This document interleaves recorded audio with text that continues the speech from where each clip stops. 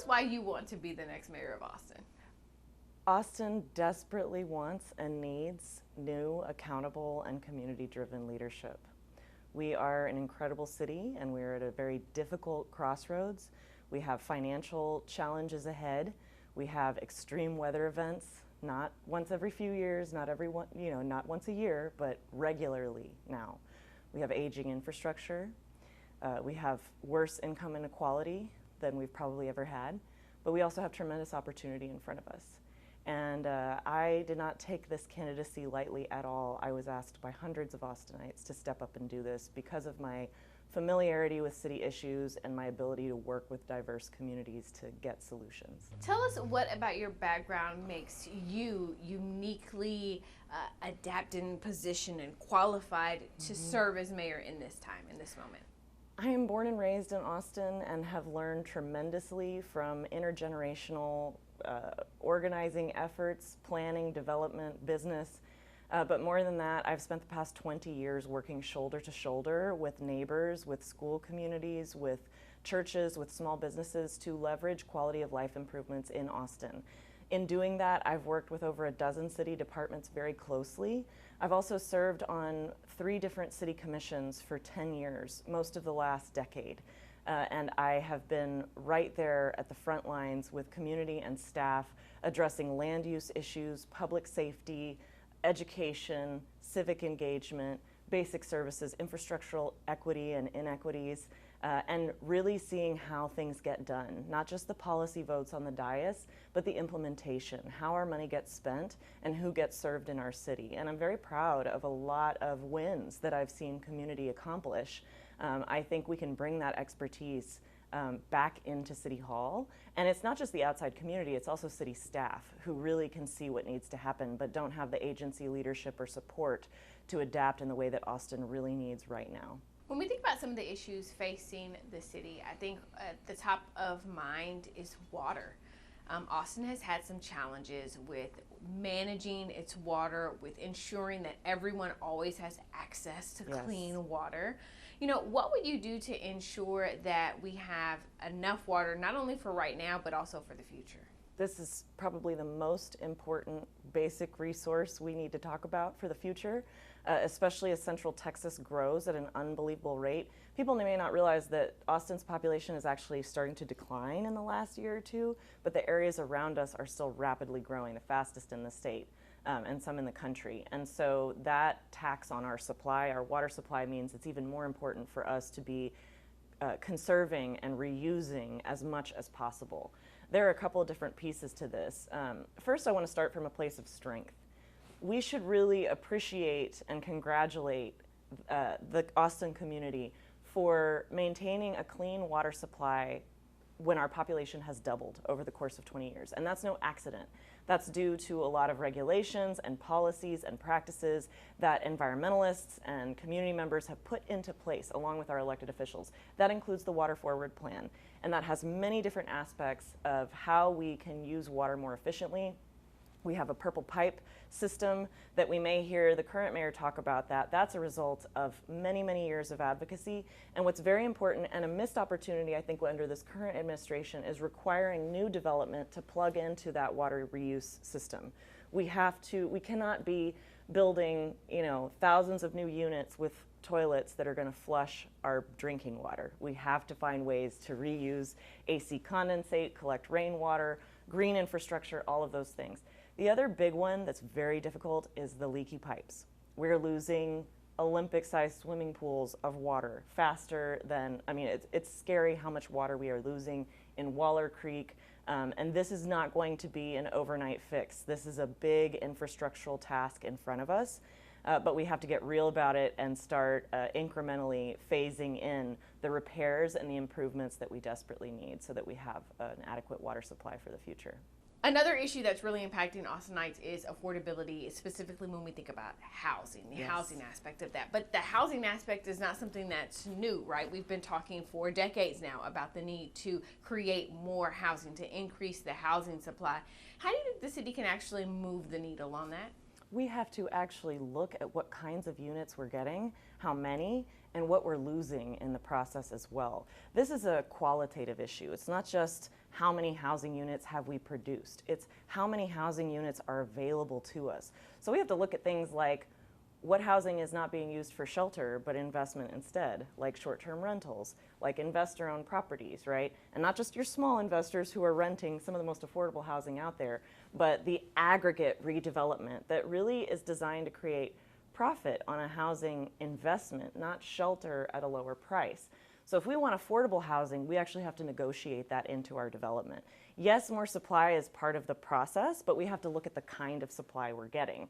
If you look at income levels in Austin, most of the city is getting squeezed, but we would say for sure we know the bottom 50% is getting squeezed the hardest when it comes to housing costs. And that is when you look at the Austin Strategic Housing Blueprint, we are not producing enough units at that lower cost. We are producing luxury units because of the kind of development that we're often incentivizing with these newer policies. We've gotten a lot of good apartment complexes and multifamily supply online. People need to know that was created under our existing code, our existing neighborhood plans. The changes of the last 2 years have not brought us a guarantee for more housing supply, and they certainly don't give us any affordability because there's no affordability required. But what they do is make it more appealing to tear down existing houses, duplexes, and small apartments in order to redevelop much more expensive housing for a profit. And that's part of the normal development of cities. So the government's job is to intervene and incentivize development of more affordable housing. And let's talk about what that really means. Most people are looking for rents under $1,500 a month for one person, right? Rents for that much with multiple bedrooms would be great. Homes that are under $400,000 a month. And the most recent initiatives we saw and were told by staff that this administration was creating housing opportunities for investors and buyers and homes over $600,000. That is not helping our housing supply. So if we want affordability, we can't replace affordable supply with expensive supply. That makes the price go up, not down. And I think most Austinites actually understand that. There's a lot of divide in the politics, but most of us understand we need to keep the housing that is currently affordable to Austinites, protect the rights of tenants and homeowners to negotiate new development for maximum affordability, maximum green space, and responsible development, and then produce deeply affordable new housing. And I have a track record of working with developers, for-profit and nonprofit, to develop hundreds of new units of deeply affordable housing. That can be dense, it can be quality, but it needs to be well planned. And so your thoughts then on how the market plays into all of that, right? Because the city can't dictate what someone charges for rent. Exactly, and the city also can't control development with zoning. They just give entitlements that's a part of the recipe of housing costs, right? But there are all kinds of external factors. This has to do with interest rates. It has to do with speculative markets. We have to remember that the supply of housing in Austin doesn't stop at the city limits. It's a 5-county region. The demand for housing is not just, you and I need a place to live. We all need shelter. But there's a global real estate market that's looking at investing in housing for investment. And so the city can't control all of those market factors, but we can certainly act accordingly and factor them in. And we can design our policy with guardrails that says, yes, let's add new units, but let's make sure they're affordable at reasonable levels. Let's add new units, but let's make sure that there's adequate energy conservation and water conservation so that we're not increasing blackouts every time we have a heat wave or a freeze. You've kind of alluded to this a little bit, but I want you to talk to us about your thoughts on the home initiative. Mm-hmm. Do you think it was a good idea? It was poorly done. Well, I could say it was well done for investor interests, but it was poorly done on behalf of public interests. The home initiative was an acronym that stood for Housing Opportunities for Middle Income Empowerment. But when community and experts pointed out that this kind of policy doesn't produce housing for middle incomes, they changed the acronym to Mobility and Equity. And my retort is, that sounds like real estate equity to me for somebody who has the money to buy a $500,000 lot or $800,000 lot and redevelop it into a $3 or $4 million piece of property with a few houses on it. That's the kind of development we're seeing when people subdivide and aggregate these entitlements. It's not actually producing affordable housing, and worse yet, it can actually incentivize the tear down of the most affordable rentals, because that's where redevelopment is often targeted. So I think home could have been done very differently. And I was one of many advocates who actually did extensive research and proposed alternatives that are still on the table, that involve adding gentle density, additional units, while still protecting neighborhoods, bringing in affordability, and making sure that there's adequate infrastructure so that we don't just destroy our quality of life in neighborhoods and not get any affordable housing out of it. So have you yet seen those, the examples that you've given about, you know, what's going to happen on these properties? Because to some degree, we don't know what's going to happen on all the properties yet because there hasn't been enough time. That's correct. But have you seen this? Because you speak very authoritatively about this is what is going to happen. We don't exactly know what could happen though, right? We don't know the full counts. We don't know exactly what the market will do. We don't know when interest rates are going to go down. But we can learn from history, and we have a lot of empirical evidence for what's already happened. So since the home initiative was passed, we've already seen some permits for demolition. We've seen smaller, older, probably more affordable homes torn down, and we will see what replaces them, but we're not seeing any actual affordable proposals at this point, which is not what the market would incentivize in a policy like home. But what we have seen is where single-family lots have been subdivided and redeveloped into 3 or 4 homes under the existing entitlements. And those, I can point to specific case studies. One in Travis Heights, $800,000 single-family home torn down, subdivided, 3 units built, all on listed for over $3 million each on a third of the land. Brentwood neighborhood, $500,000 house, torn down, subdivided, 4 units, $4 million for the whole property on a fourth of the land for each unit. Now, you could say under home, you're going to reduce some of those fees, but let's say you took off $50,000, even $100,000 in permitting costs or building costs, because of the regulations. That's still not making up for that massive increase in price. Not only is that housing not affordable, but it's actually eliminated middle income housing from the market. So that's decreasing our supply of affordable housing. And I've also seen, density and supply side policy used to justify the upzoning of existing apartment complexes. And I can name 3 in Austin in various areas where you saw deeply affordable rentals and you saw the kinds of people that these policymakers are claiming to care about, right? Teachers, veterans, service workers, young transit-dependent workers in Austin. And they are getting displaced because, a 50-unit apartment complex is considered less valuable than a 100-unit apartment complex, even if that new complex has not a single unit that's as affordable as those previous ones were. And so the problem with that is that now you have 50 households without housing. And the line for affordable housing is years long. So every time we displace people like that, we are setting our goalpost further out. And any real estate expert would look at Austin objectively and say, we have a high inventory market. There are a lot of units here. If you're a seller, you're having to lower your price. But the housing costs are still out of the reach of many. And that's why this supply side piece can't be our primary solution. We really have to look at what is the problem are we solving for? Are we solving for we just need more housing of any type? Or are we actually solving for we need more housing affordable at levels that people are needing?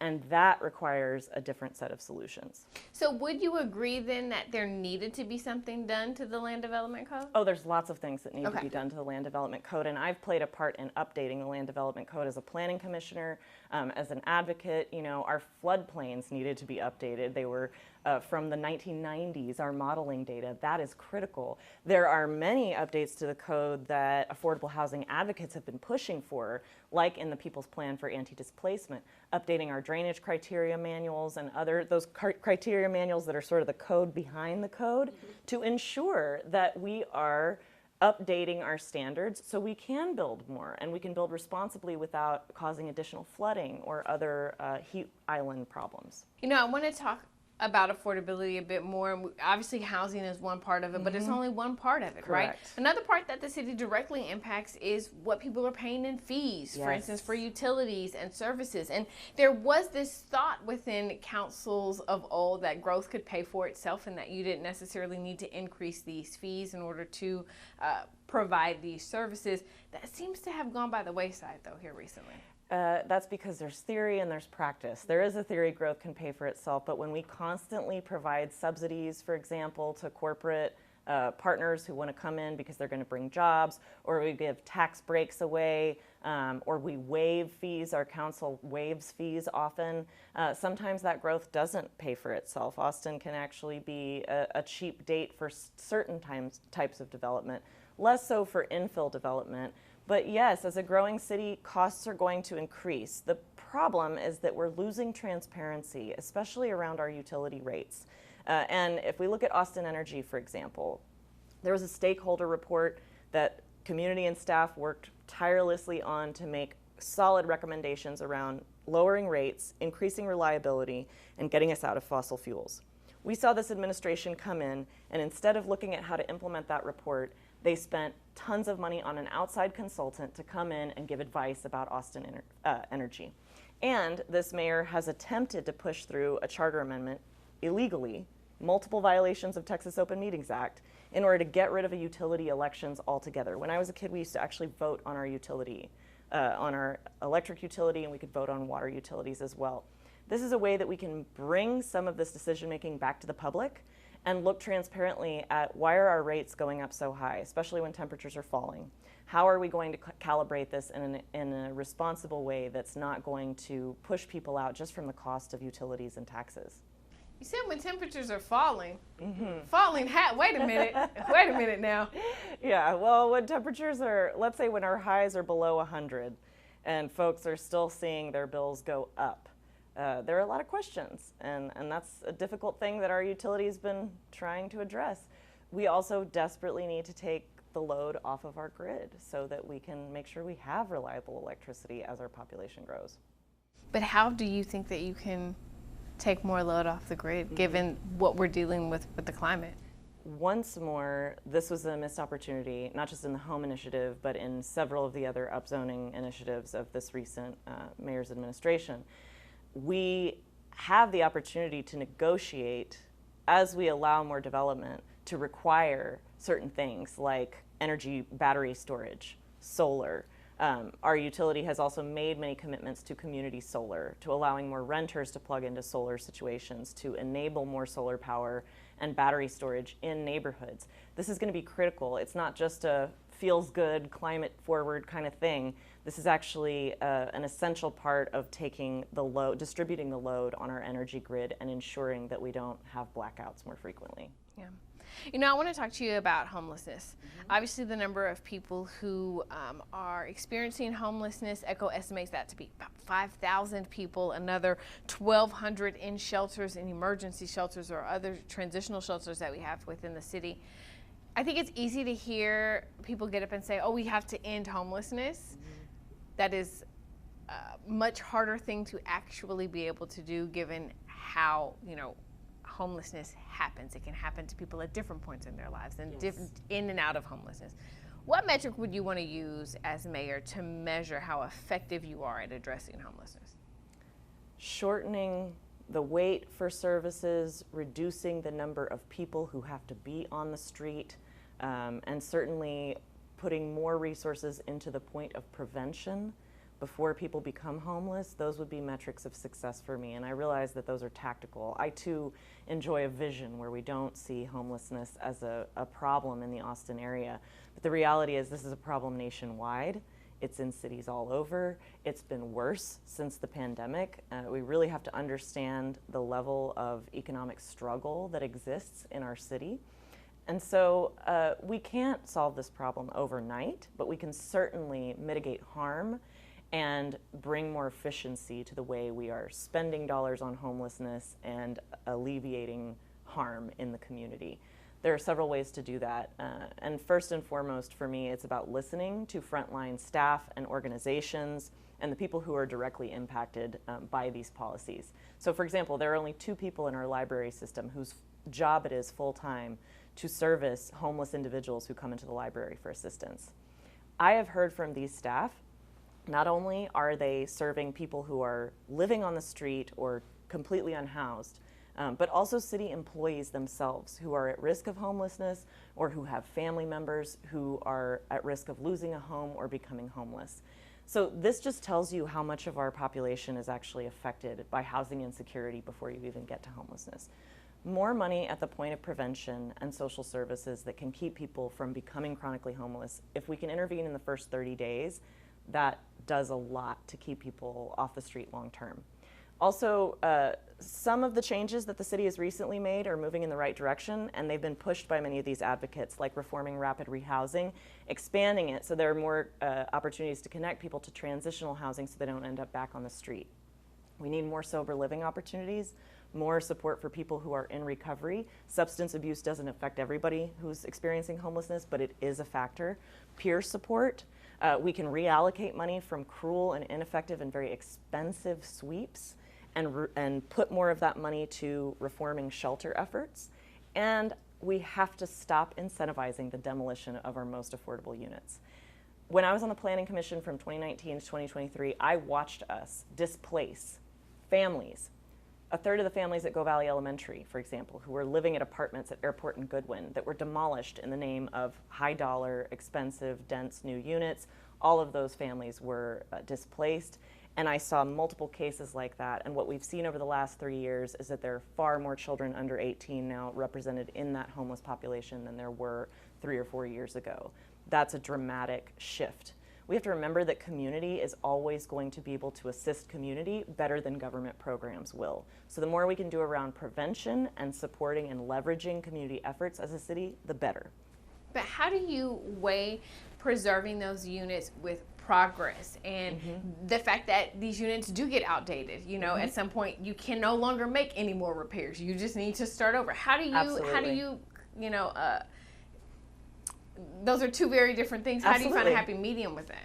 I think progress needs to be well defined. Progress for whom, and what does progress look like?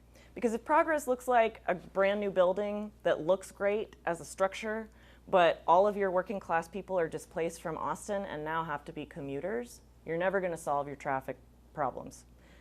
If you have to continually make up for the shortages in a neighborhood that's not mixed income, that doesn't have that income diversity, you won't be able to drive a strong local economy. And so it doesn't mean we keep a building forever until it's decrepit. We have, you know, the ability to draw down funds to rehab. Sometimes you need to tear something down. But when you redevelop, what kind of redevelopment are you offering? Can we stack capital? We have partners here who do it all the time. Philanthropic funds, public funds, local, government, more accountability for our bond dollars for affordable housing. And pretty soon you can subsidize a project that can be profitable to the developer, bring us hundreds of new units, and yes, many of them can be deeply affordable, as many as you tore down or more. And we've seen successful cases of this, but it has to be done intentionally, centering the people who need affordable housing the most. And that's just not just the poorest of the poor, that is every middle income person in Austin now. One of our viewers, C. Goodwin, who lives in Southwest Austin, wants to know how you will specifically address mental health treatment and drug addiction and rehab within the homeless community if you become mayor. I am continuing to learn more and more about this issue directly from the people who support people who are in mental health crisis and also substance abuse. Again, not always the same thing, sometimes overlapping. I am anxious to see a proof of concept from something our council just approved, some mental health crisis intervention that supports EMS meeting some of these needs. Now, they got one-time funding. I think this should be renewed funding, but I also I want to see the results. I think given this new police contract we have, how much mental health response is going to be incorporated in training? That's a really critical question, because I hear from people west of 360, east of 35. They want a more prepared, accountable, effective response to 911. If that's a police officer, those police officers need to be prepared. Is there a way for us to be funding more services at a lower cost that do provide people the kind of human mental health support that may not have to be a police officer? I think that would allow our police officers to respond to the calls that they need to respond to, and it would leave a lot more Austinites reassured that they are going to get the kind of response in an emergency like that they need. Let's talk a bit about transportation. Obviously, Austinites made a big commitment with approving Project Connect and this bold vision of rail in Austin. But we now know that what people thought they were going to get is not exactly what they're going to get as of now. The cost of the project has just skyrocketed, right? And so the scope has had to be drawn down in order to meet that price. But how do you restore public confidence in Project Connect and that excitement in Project Connect? You come back to the contract with the voters. What did the voters actually approve? A robust citywide transit system that serves essential workers, that relieves congestion, that addresses climate change by getting people out of their cars. These were the promises of Project Connect. The rail system itself, I would love to see a rail system in Austin. Yes, it's overdue, but what's far more overdue is an efficient transit system that gets people out of their cars and provides service citywide. As an organizer, I've been working with many of the neighborhoods north of Breaker Lane, south of William Cannon. These were areas that were promised transit opportunities through Project Connect. If we have to change the scope, we still have to be able to serve those areas, north-south. We're never going to relieve traffic congestion with a rail line that goes from 38th to Oltworth. That's not where the bulk of the commute and the traffic is. Same with, an airport line that doesn't go to the airport. That's not going to restore anyone's trust. And so we have a situation now where we say, okay, we can't put the 29 or 28 miles of rail all over the city with the current budget, but what can we put in that actually provides citywide service, and then transparently and in a fair way come back to the voters and say, what is our investment in rail then? That has to be an honest conversation. But the current legal challenges, which are a result of not doing this in a clear and transparent way, is that we actually have a $500 million investment, and we have the ability to use that right now, provided we are fulfilling that contract with the voters. So we could expand our bus rapid transit for those commuter lines. That would allow the city to acquire property that could later be used for rail when we can get, a realistic cost estimate. We can also invest in on-demand transit, which is increasingly popular as an idea. This would be a public alternative, a public option to your rideshare companies like Uber and Lyft. It could be electrified, so it could be an electric 15-passenger van. It might be autonomous in the near future, and it would come to people within 15 minutes.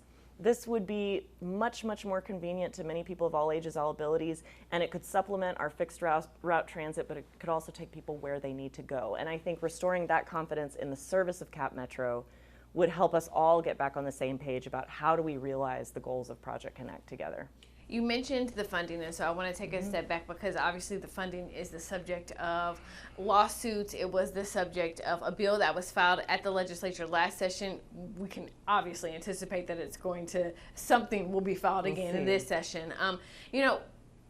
Is this the best way to fund it through the Austin Transit Partnership? Is this the best way to fund this bond? Whether it's the best or not, I think is arbitrary if the courts declare it's illegal. I'm sort of looking at the writing on the wall and saying... So you think it's illegal?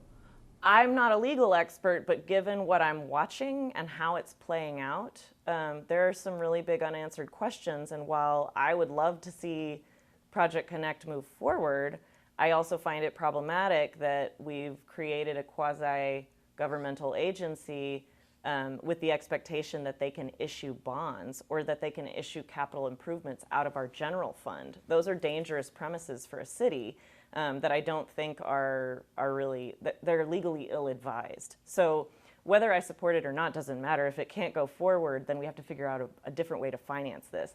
And most Austinites are used to voting for bonds, for the city to be able to issue bonds and use a debt obligation in order to pay for these things. Project Connect 2020 vote was a tax levy, so we voted for the tax increase, but we did not give the authority as voters to ATP, or I should say it wasn't our authority to give ATP to actually issue bonds or to spend money out of our general budget. That's kind of in the weeds, but the important part is we have this $500 million investment, whether the tax levy goes forward in the years to come or not. How can we use this money to best serve the people of Austin with robust transit options? Let's talk about public safety. I think it's fair to say that there is a bit of a disconnect between what people expect to happen when they call 911 and what they're actually getting. You think that when you call 911, an officer is going to come, whether that's to a crash, whether that's to your home that has, there's been a burglary, whatever the case may be, but that's not always what's happening. You don't always get an officer. Yes, doesn't always happen. And I do want to recognize that there are officers responding to calls, and we don't want to make it sound like they're not doing their job, but we know we also have had a serious problem with 911 response on a number of levels, right? And we also know that not all 911 calls require a police officer. Not all EMS calls are actually a medical emergency. Many of them, the majority of them, are basic human needs, but they can be met with a variety of responses. So one way to reduce the pressure on 911 calls is to make sure we're sending the correct response, and it doesn't always have to be that we're calling in an officer, because frankly, I think our officers are highly overextended. But you mentioned mental health earlier. A lot of our calls have to do with mental health issues. Well, in our last general budget, we saw an argument by the council that there was not enough money to fully fund social workers for the 911 call center 24 hours. But now we're looking at this massive pay increase in the police contract. So how are we going to ensure that our 911 calls are well managed? Those are the sort of operational pieces that we can't just throw money at it. We have to actually be looking at the who and the how. How are we responding, and how can we better use our city dollars that way? And I think we have lots of experts on the ground who can inform us immediately on how to do that. You alluded to the amount of money that is now going to be given to the police department. That's because the council is poised to approve a contract with the police union. But the city is still going to have a sizable shortage in the number of police officers. It's taking officers longer to respond to calls. I think obviously people want this to be done right. They don't want officers to be rushed through training, but when do you think people can expect to see a better functioning police department if this contract passes? That's a lot of conditional. So it's a lot of conditions. Yes. It is. I think it really depends on what kind of metrics are we going to negotiate as a city around staffing specifically, because policing isn't just about funding. Our staff shortages have not just been a funding issue. In fact, they began before the reallocation of funds, which, remember, that the funds were reallocated again, and our police budget has been higher and higher than it's ever been, and yet we have this major staffing shortage. And so this has to do with a lot of different things. It has to do with training, retention, hiring practices. It has to do with culture and morale and collaboration. And all of those things, they require a holistic approach and various metrics, not just funding. So I would like to see us really looking at those root causes. What did we learn over the last several years? We've had a lot of struggles with the division in our community, but I think we're actually much less divided on the issues of public safety than policies have led us to believe, just based on my conversations with Austinites. And I think having the brave, courageous conversations transparently with our frontline police officers, our new chief of police who brings in a dedication to transparency, accountability, and good policing, and our community advocates who have been, looking for reform to the training and retention, including former police officers. We need to take that feedback and really say, what is the problem we're solving for? It's not just a funding problem, it's an operational problem. And are you hopeful that that's a problem that could get solved within, a potential 4-year term? I think it depends on how this contract sets us up. But it's my intention as mayor, I would pledge to work up front with the task forces, with the advocates, and very much with the chief of police and the police union to transparently navigate this and find solutions that I think we all can agree on. Do you think this could have been avoided? I definitely think many policy moves and lack of action over the last several years have created deeper division in our community that has made it really difficult to address policing issues. I think that it should not have taken a lawsuit to implement the Austin Police Oversight Act, which was widely approved by Austinites. I think that that's a step in beginning some accountability where trust has been broken and working back toward a place where we can effectively heal community police relations where they need healing. And I think that this is unfortunately a repeat problem. I have flashbacks to the turn of the millennium when this mayor formerly negotiated a massive funding deal with the police without some of those accountability and staff culture metrics. And we saw the troubles that played out in the administration following that. I was a young organizer watching some of those rifts begin in the community. And so these are systemic issues that they require a systemic approach to get better. Jose from South Austin wants to know why you think Austinites shouldn't re-elect Mayor Watson. Austinites need to know that there is a tremendous lack of transparency and collaboration currently impacting the way we spend money and the way we make decisions. I am watching an administration that looks very different from the one of the late 90s, has some similarities, but the way that this mayor is leading is not by any kind of consensus. It's not in a transparent process. I actually see council members discouraged from bringing issues up, discouraged from discussion.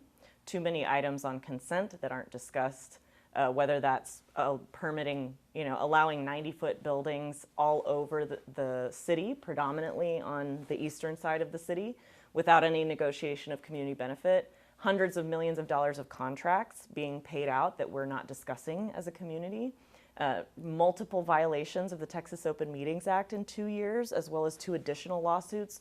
Legislating by lawsuit, whether it's Transportation, Project Connect, the Police Accountability Act, or how we're conducting business, people's right to speak and actually hear items discussed that affect us.